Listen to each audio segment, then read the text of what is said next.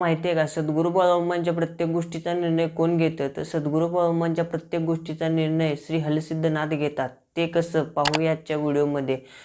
तर सद्गुरू बाळामा हे हलसिद्धनाथांचे खूप मोठे भक्त होते आणि सद्गुरू बाळामा कोणतेही काम काम करण्याआधी ते हलसिद्धनाथांना कौल लावायचे आणि ते कौल जो निर्णय येईल त्याप्रमाणेच काम करायचे. आज सद्गुरू बाळामा समाधी घेऊन एवढे वर्ष झालेले आहेत, तरी पण सद्गुरू बाळामांच्या कोणतेही काम करणे असू दे किंवा बगा वाढवणे असू दे किंवा मंदिराबाबत जरी कोणतं काम करायचं असेल तर ते पहिलं जाऊन सद्गुरू आप्पाच्या वडीला कौल लावतात आणि त्यानंतरच ते काम करतात. कारण की बाळामा यांची हलसिद्धनाथांवर खूप श्रद्धा होती.